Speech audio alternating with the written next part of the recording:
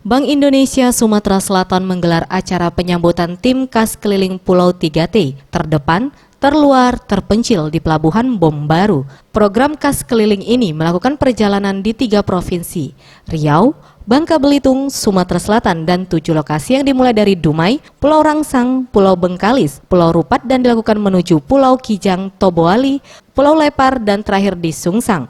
Ditempuh selama 7 hari dengan 13 pegawai dari Bank Indonesia dan 40 ABK TNI Angkatan Laut dari kapal Barakuda 633.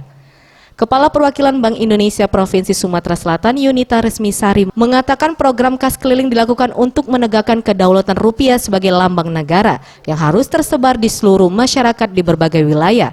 Dan dengan bantuan dari TNI Angkatan Laut, daerah-daerah 3T tersebut dapat terjangkau. Bank Indonesia membawa modal kerja sebanyak 5,6 miliar rupiah untuk disebarkan dan ditukar dengan uang-uang lusuh dan menarik uang tidak layak edar sebanyak 60%. Hari ini sama-sama kita menyaksikan merapatnya KM Barakuda di Pelabuhan Bom Baru ini. Ini bukan sekedar kita menyambut kembalinya kapal, tapi ini adalah suatu misi untuk menegakkan kedaulatan rupiah kita. Rupiah sebagai lambang negara harus tersebar ke seluruh masyarakat di berbagai wilayah.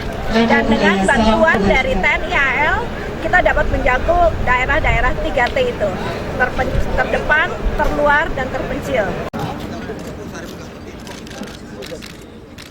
Ia menambahkan program kegiatan kas keliling yaitu mendistribusikan uang rupiah, mensosialisasikan ciri-ciri keaslian uang rupiah. Weli AF, Sriwijaya TV.